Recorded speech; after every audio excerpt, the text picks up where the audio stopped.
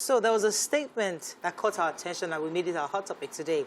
A statement that was signed by the spokesman of the Nigerian Railway Corporation, Mahmood Yakub, on Monday, saying that their concerted joint efforts to secure the safe release of the abducted passengers being held hostage by the terrorists is ongoing.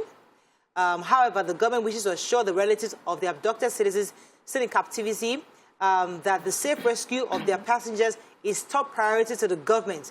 However, in view of this, they plan to reopen the Abuja-Kaduna rail line by May 3rd. They said the federal government would never abdicate its responsibility in rescuing the valuable citizens. The government assures of its resolve not to succumb to the threats by these faceless groups. So, after all that nice flowery talk, the real objective is that they plan to reopen the train service. And Nigerians are asking, what are your thoughts? We're asking this morning, what are your thoughts on this? March 28 was when the attack happened. So they've had like at least 6 weeks to pursue all options. There are 68 people that are being abducted right now. And the government isn't, the government statements, I think that we don't follow what they are saying. I think they think that we don't have a good recollection of what they say. And we're very forgetful. But we are not. I am not. So just a few days ago, the government decided and said they have reached a deadlock concerning the negotiations with the people that are abducted, and that they don't know what to do. They are seeking foreign assistance. That's the same government that is now saying, we will be resolving that issue. Let's open the train station. It is the talking from different sides of your mouth that makes people distrust the system. And we need to, we don't know what to do, but we need to continue business. People will not like it, but at least we know you say the truth all the time. The 68 family members that are still crying and waiting for their people to come back home right now are feeling like there is nothing being done, number one. Number two, we're focusing on business, which is not a problem. But how are you assuring anybody going into that train that the same thing will not happen to them, and then in a month's time, the business will continue again? Right. We must put value to human life. There are so many things that is going on in this country that makes us feel like the government does not value human life. And until you say that, you value our lives as Nigerians. Until you show that you value our lives as Nigerians, you would see a lot of people acting out of feeling like they are not human beings, valueless human beings. They will throw tire on human beings. They would burn down churches and buildings and burn down cars. They will continue to destroy the things you build because you have not placed a value on their humanness and their life. What do you think? So, I mean, as much as I totally understand the value in ensuring business goes well, around the world, disasters happen for a period, and then life goes back to normal. So it happens. The difference between around the world and Nigeria is that around the world, if this kind of disaster happened, you will know where those people are. They would have been rescued. So now in Nigeria, they have not rescued 68 people. And you see, my fear with Nigeria is this. Chibok girls came and went. Nobody talks about the Chibok girls. Leah Shaibu is still in captivity. How many years later? Nobody is talking about it. This one will happen. Dapchi is Leah Shaibu now. They rescued most of the Dapchi girls. Leah Shaibu is the one left. Is the one left. That we also free Leah till today. She has not been freed. And that is how it comes, one by one like that. These ones now, it's 50 days, how many days now that they have been in captivity. We are not going to hear. You will open the rail lines and then nothing again. I'm telling you, that's how that family... That's the fear. Those families, will just lose their loved ones. They will not know where their loved ones are. And it is not fair.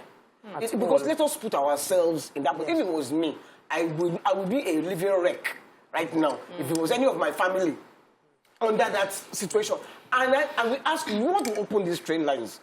Please, what have you done to make sure that the people that are going to fly that train will not enter the train? Yes, so now it's going to enter that train because what have you done to make sure that their lives will be safe? You just want to open the train line because you want to continue to make money? It doesn't make sense. And now our minister, who is responsible, has now resigned to run for presidency. As the white detective for going there. More competent. The government has said they were putting measures in place to secure the lives of people who are going to be onboarding the train, and not just for that particular train station, but other train stations. I want to believe that they have learned from their mistakes.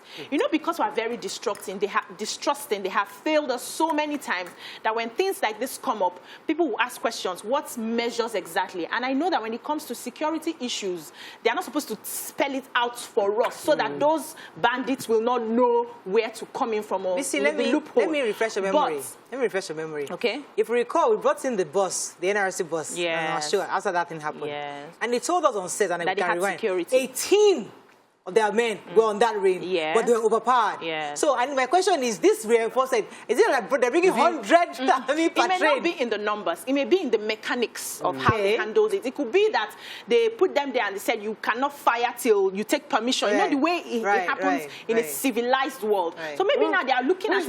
No, hold on now. That's how, you don't just fire. When they're firing at you, you will be waiting for permission. No, they have a code.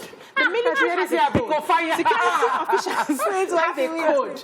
You know, you don't just fire. The ones we see is firing is a mistake. You don't just fire normally. So maybe now they have reviewed to say, once you see anything, you don't need extra permission, you just go ahead and fire. They may have also equipped them more with more, you know, ammunition and everything.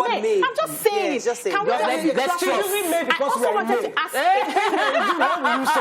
I also wanted to ask, what is the implication of not reopening this rail line?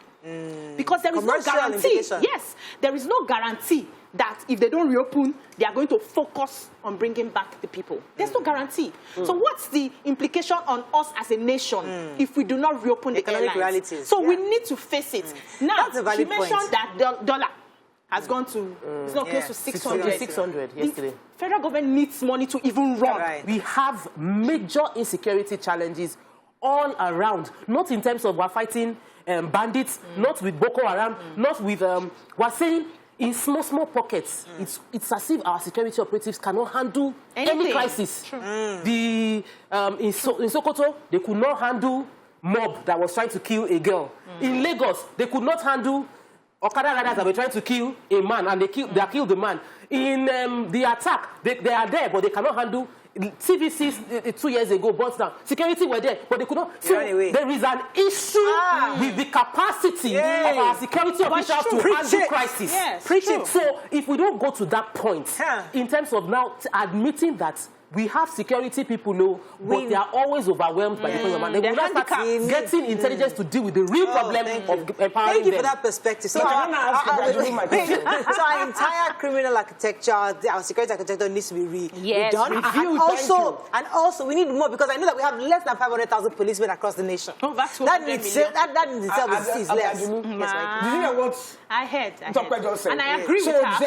Because they are saying that the security is incompetent. We enter that train. Me, for what? We those people. For what?